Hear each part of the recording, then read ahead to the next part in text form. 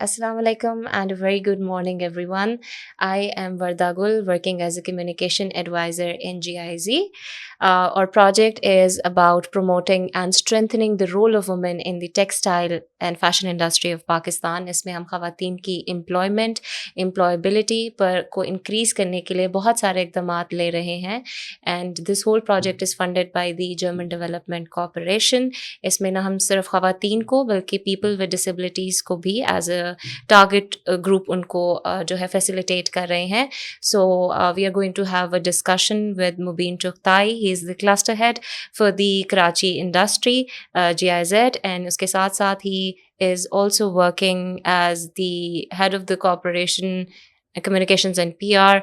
So we'll have a very insightful discussion with him. Assalamu alaikum, Mubeen. Walaikum salam. How are you, Wanda? I'm good. How are you? I'm doing well. Thank you very much.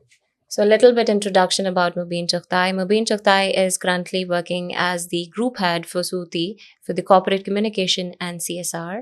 He has a vast experience in the textile and fashion industry of Pakistan. So Mubeen, इससे पहले कि we start our discussion on the 16 days of activism, which is a global campaign, I really want you to let the public know about the dynamics of textile industry. क्योंकि textile industry is the biggest sector जहाँ पे ख़वातीन की ratio in terms of worker सबसे ज़्यादा है. So what are the current dynamics of the textile industry for women?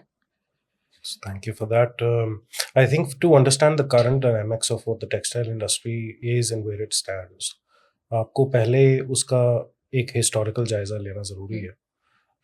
Historically, even, and I'm not just talking about Pakistan or just the developing world, even in the global north, textile was always a women-led enterprise, always, historically.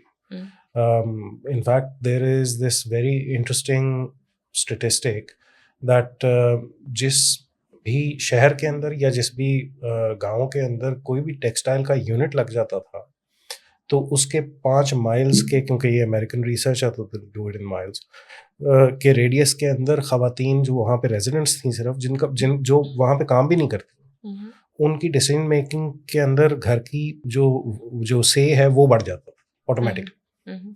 So textile का इतना intimate ताल्लुक है ख़वातीन के साथ और उनकी empowerment के साथ historically, and that then came into Pakistan as well. As you know, the situation of Pakistan was somewhat different before the 70s and after the 70s. लेकिन ज़्यादातर जो टेक्सटाइल आप जिसको कहें वो concentrate वेस्ट पाकिस्तान के अंदर था in terms of actual formal industry.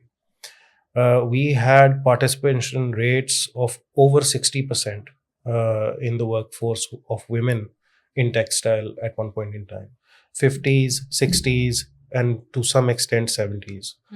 But then it just dipped, and it, in fact, I would use the word crashed.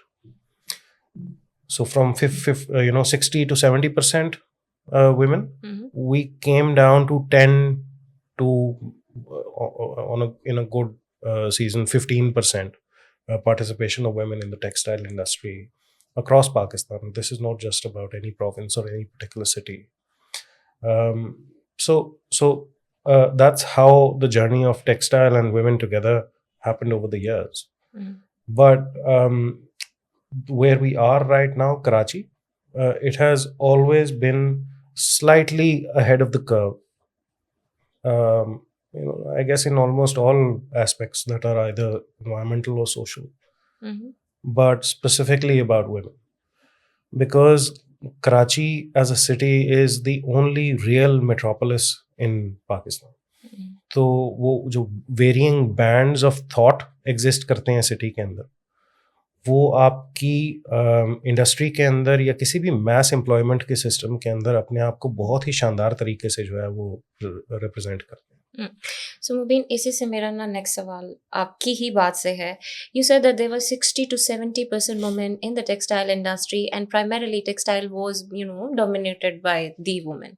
And now our current project, which is promoting employment and strengthening the role of women in the textile industry, is about increasing their employment in the textile industry.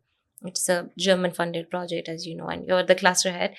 So how come that ratio dropped from 60% to 10 to 15%? I hope there must be some reasons.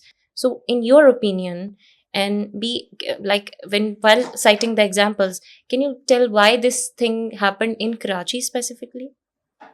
No, the decrease in the number of women was not necessarily a Karachi phenomenon. It happened everywhere. Okay. Everywhere that was Pakistan Mhm. experienced it. Mhm. India, for example, didn't experience it. Mhm. Today, Bangladesh. I mean, we can tell about this because we have a factory in Bangladesh as well. Oh, that's amazing. We have 95% women employment in that factory in Bangladesh. Mhm. And here we struggle to go beyond 25, 30, 35%. Mhm. Everybody, even the best of us. Yes. So yeah, there are endemic reasons. There are very fundamental reasons of why, but those reasons really don't have anything to do with business. Mhm. It was not that one day, the businessman turned into some kind of patriarch and said that, the women have no place in my factory. This is not how businessmen think. Mhm. Um, there were many exogenous factors to this equation, and they were primarily either political or social reasons.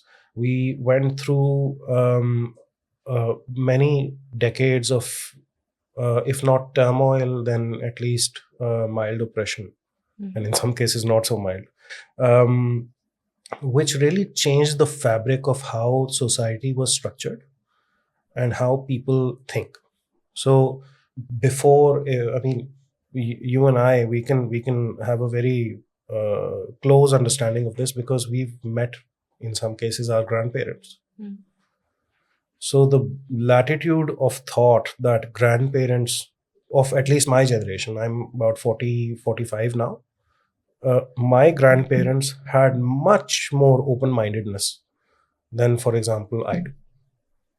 So we would say that, as you mentioned, that socioeconomic conditions and some changes at the family level that led to the decrease of women in the textile Yeah. industry. Mubeen, you said productivity. So if we link these things, especially gender-based violence, with the productivity, like how do you think it affects it? I think that any person, not just women, and Exactly. That is why I'm again using, because इस ये जो पूरी campaign है इसमें use किया जाता है दो words. One is gender based violence, which is all inclusive of men, women, and then transgender.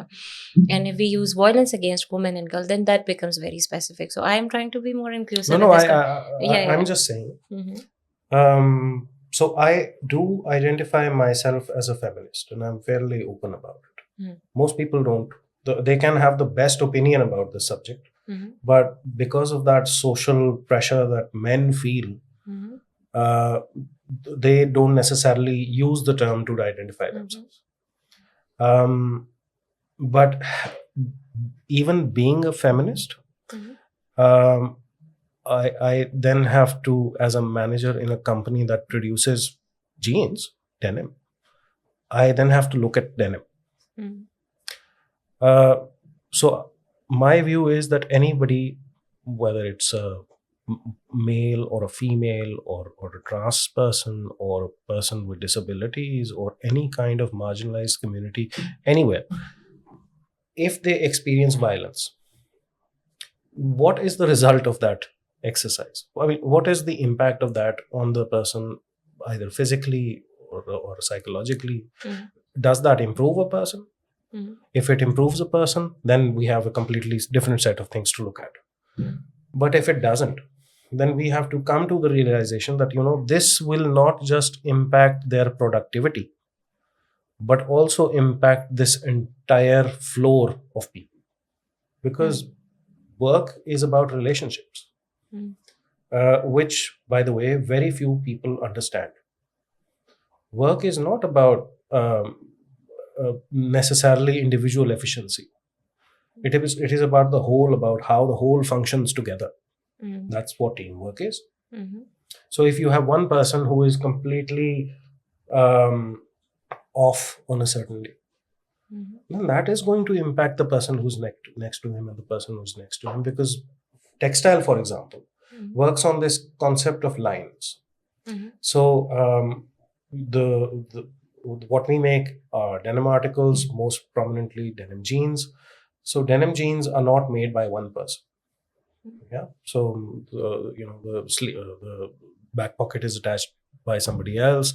The actual fabric is processed by somebody else, and it's whole process. So industries have to break down these complex processes into simpler ones that can be individually done, but they are done in series, so that this thing is done in passes to the next, passes to the next, so it's an assembly line system. Yeah.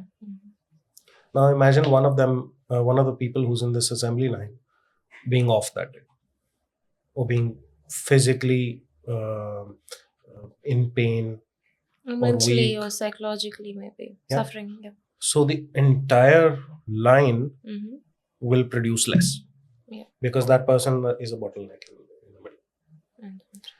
So there is already a very, very strong and evident business case for businesses to support the drive against violence of any kind, and gender-based violence in particular.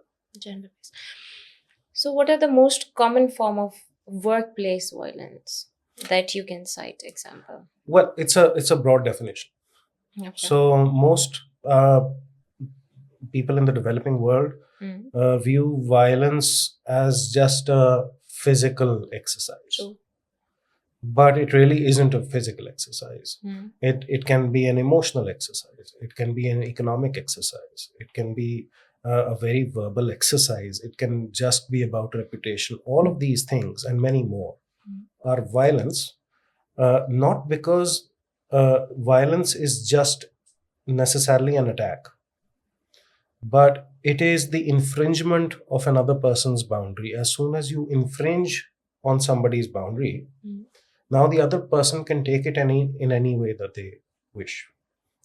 And if we link this workplace violence and the harassment thing that happens, because now we are talking about the textile industry, so how the your policies, specifically if we are talking about the textile industry, how they are catering the harassment at workplace or the grievance mechanisms you have, and how the things have changed or evolved over the time of period? I think that any manager put into a position in which he has to deal with a complex problem will eventually find some way of dealing with it. So historically, Pakistan has been relatively worker friendly. There were patches of time when it was not, but like today, we have policies at the government level that increase minimum wage by relatively good margins. But that put aside, one of the I'll give you a specific example. So, while there is workplace harassment, and it depends on what the organization's internal policies and culture and worker mix is, generally, the one place where harassment takes place almost always, and you will find this across organizations, is not in the organization. It's on the way to the organization. It's on transports, on public buses, on bus stops, in cars. Women find it very challenging to drive, not because they cannot drive, but because what surrounds them is so hostile in many cases to them, or geared towards men, that it's not fair for a woman to drive on the roads that we have. Mubeen, I'm just cutting you, but I would like to add something here कि अगर आप industry में भी देखें तो हमारे पास जो आपका वर्कर आ रहा है वो बहुत डिफरेंट सोशियो इकोनॉमिक सेटअप से है, बहुत ज़्यादा, and we are talking about the blue collar workers here, and आप उनसे बहुत सारी चीज़ें एक्सपेक्ट नहीं कर सकते. As a women I also understand, and I go to the textile industry and I see them.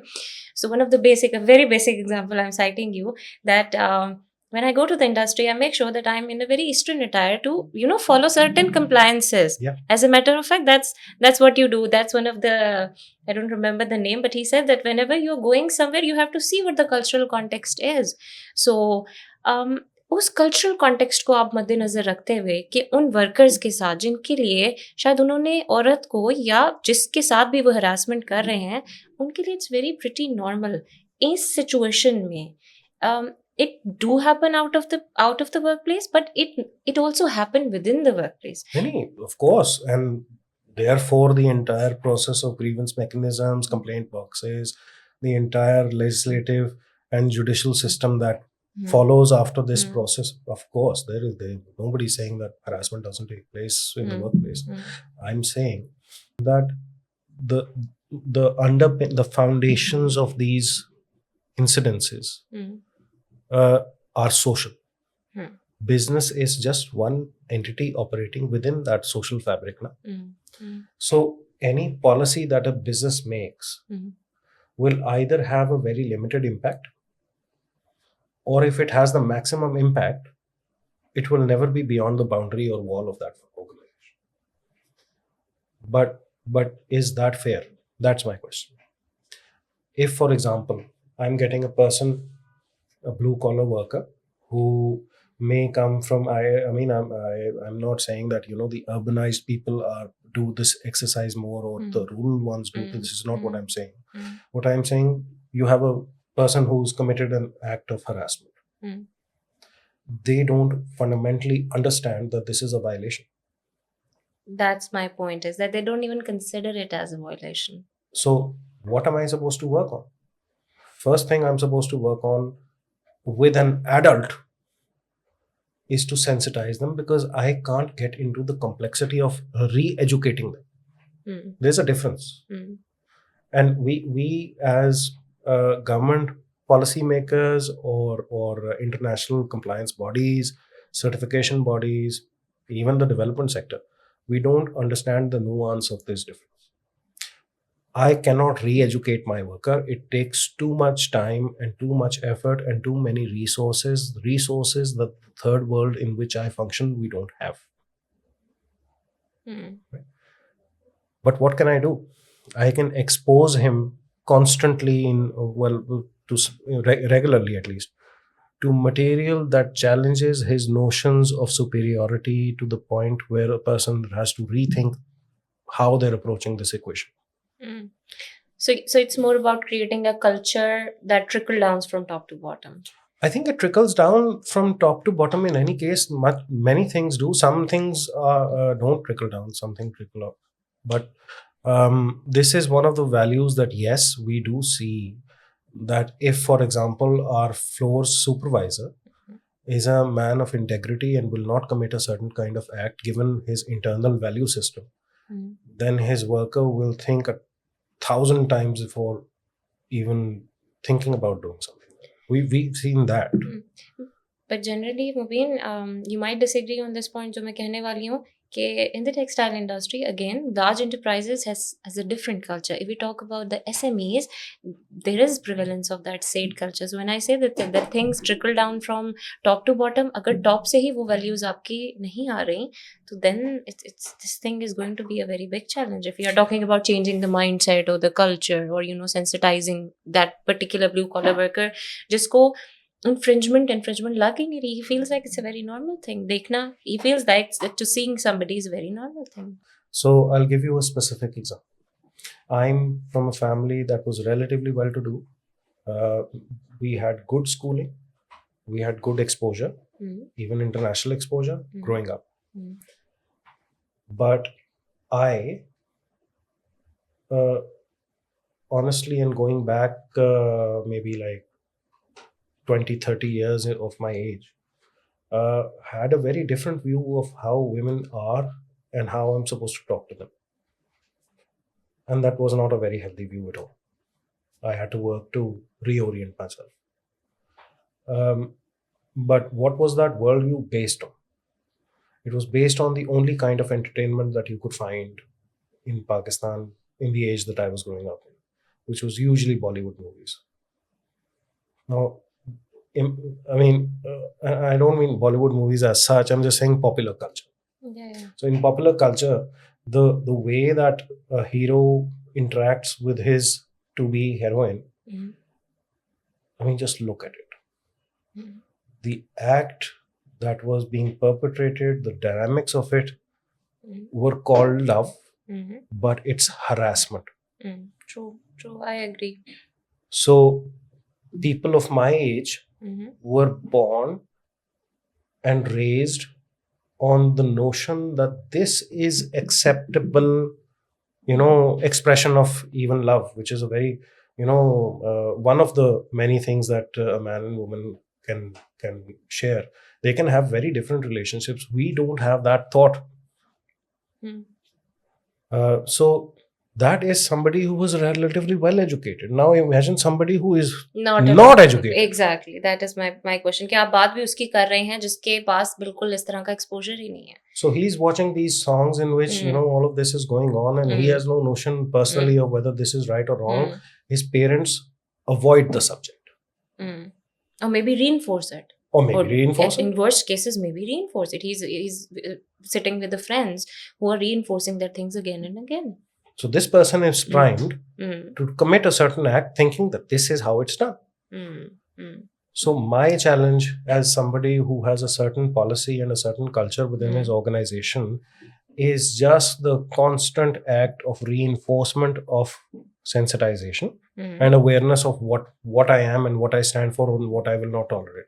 And then we have all of these other mechanisms that are a part of and extend that level of service to say that, okay, now something has happened. A lady has come to me and said, I've been harassed. What do I do? So I have that next level of system of managing this controversy. Mubeen, इससे पहले कि मैं legislative, because we are talking about culture, इससे पहले कि मैं legislative reforms पे जाऊँ and the kind of laws that exist, I do feel that one point कि when we are talking about harassment, I think harassment में it can be with men as well, no? Bilkul. So and we have this general perspective. We have this general perspective that if only a woman is coming, she's going to be the victim. I don't know why this victim mentality, trickle down, but and women generally suffer more. Everyone has it. Not just generally. It's an objective fact. Yeah, it's a fact. It's fact. It's backed by numbers. So how do you differentiate that? Like बहुत slight difference होगा इस चीज में, because when you are dealing with such sort of cases कि जी आपके पास एक औरत आई है and then there is a male worker as well. So what kind of sensitivity you have to maintain in this? I think the first thing that we need to realize is that all of us are not really trained in the arts of judicial sciences. The committee is comprised of people. People have biases. People have preconceived notions. Of course, there's going to be a tilt one way or the other just by reading what has come forth. Some things sound so fantastic to you that you say this is not possible. Some things sound too plausible. So there really isn't any way of saying that, this actually happened or this actually did not happen. Now, so what do we need to go back to? We need to go back to testimonies, investigation, surveillance footage if it's available. And we need to piece together a picture of what happened a certain day when whoever is saying this happened or that happened. But you're absolutely right. Even in our view of things, if a woman comes with a complaint, and if it's a complaint that is about harassment or even something worse, abuse maybe or something, or abuse or whatever, yeah, whatever, then our first instinct is to believe. Yeah. Which, given objective facts of how many women undergo this process, I mean, it's such a joke. The Federal Bureau of Statistics say that 66% of Pakistani women have experienced some kind of harassment in their life. That's our official figure. I think that's a joke. इससे ज़्यादा होगी. I think this is near 100%. इससे ज़्यादा. Everybody I've ever met in my life. It should be 90% above, because it's. So first, if you're not able to really view the thing for what it is, then you will not make policy for handling the thing as it is. Now, coming to this policy thing, and my question would be that there are legislations and laws and acts and policies that keep coming from the government. हमारे पास बहुत सारे laws हैं. सबसे पहले तो मैं हमेशा इस बात की like इसको appreciate भी करती हूँ, but there are lacks on the implementation side. So when you are making your grievance policies, your laws, how much those the governmental laws, have impact on that? So it does have a definite impact. There is no way of not having that impact, because eventually any organization works under a legal charter. That legal charter is a license for them to work under certain rules. Those rules are then decided by the state, and the state then registers you as an acceptable entity to work given those rules. If we don't have our policies in consonance with, or if we don't have our committees populated the way that the law wants or needs, we can't even work, we can't even function. Blockade तो कोई नहीं आता in laws and policies की वजह से. like do you think is, let's say there's a case and a woman comes and she says that I have been abused, at which is her personal matter, and I'm going through something in my personal life and it is very disturbing.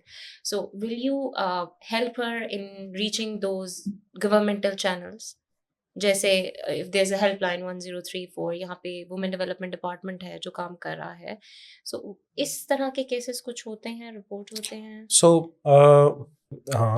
we have cases in which women have reported either to colleagues in confidence or to their managers or supervisors that I'm going through something at home, and in some cases they've asked for help, or in some cases they've just said, my productivity will be low today because XYZ.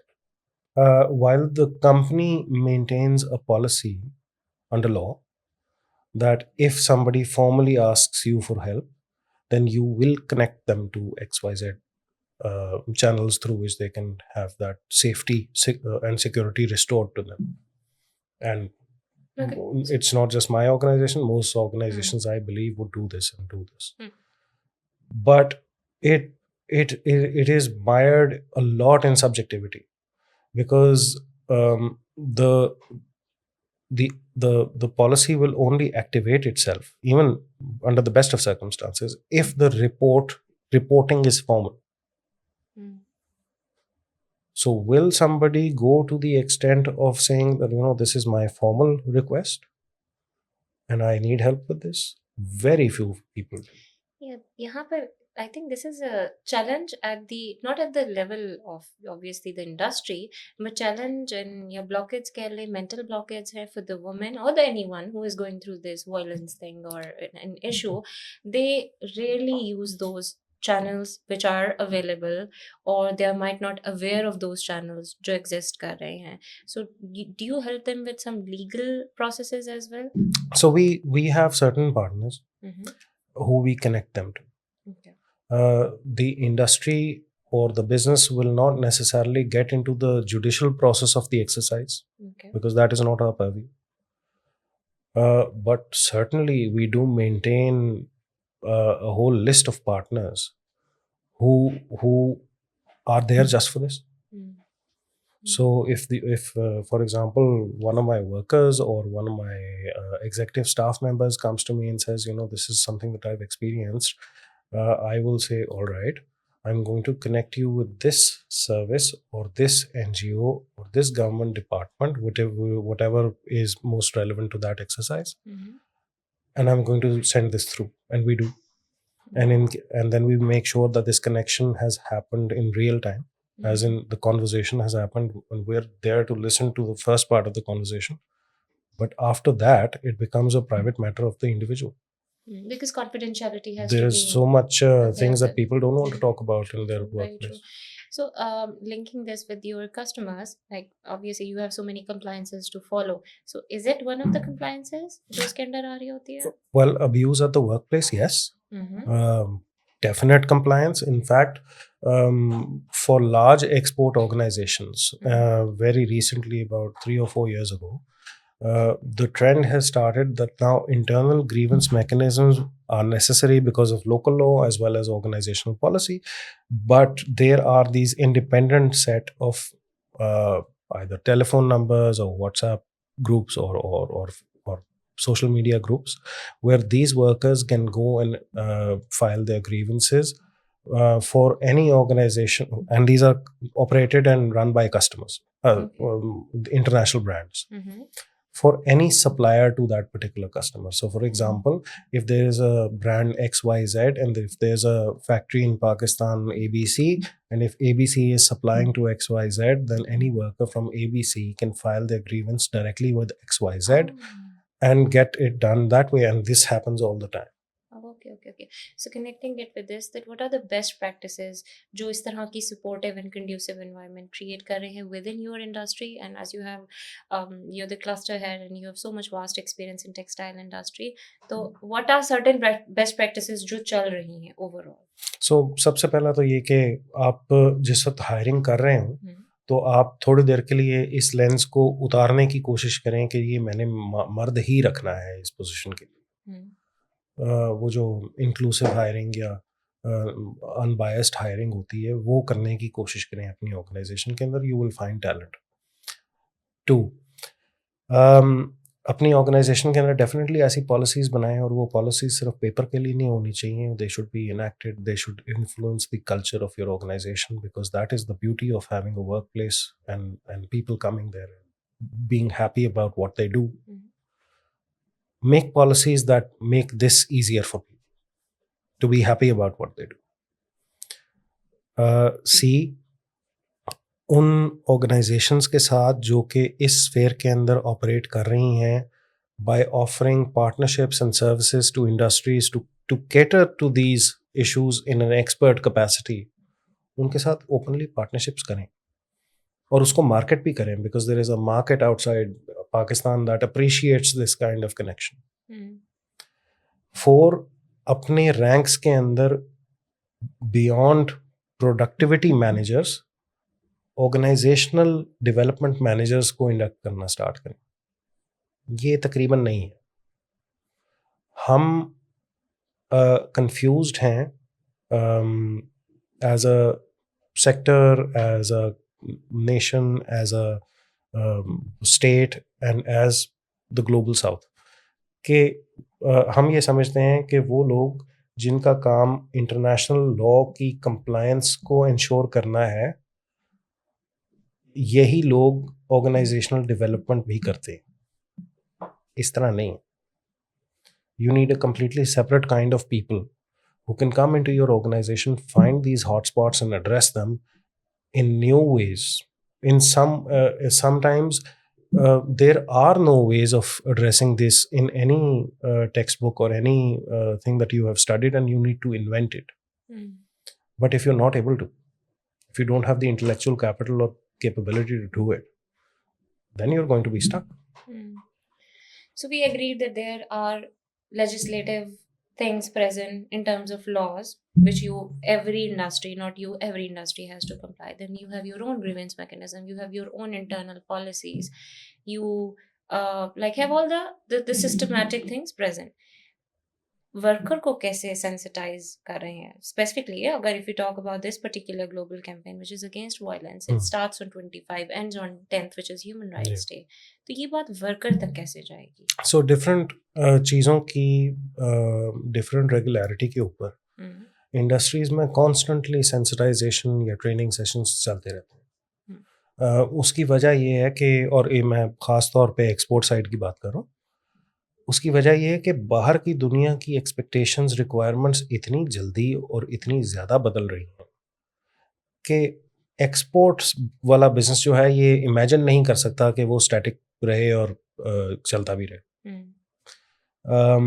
सो और ये कि there is so एक तो होता है ना कि एक बिजनेस ओनर है जो कि एक स्मॉल या मीडियम एंटरप्राइज का है और वो एक ख़ास माइंडसेट का है और सारा कुछ।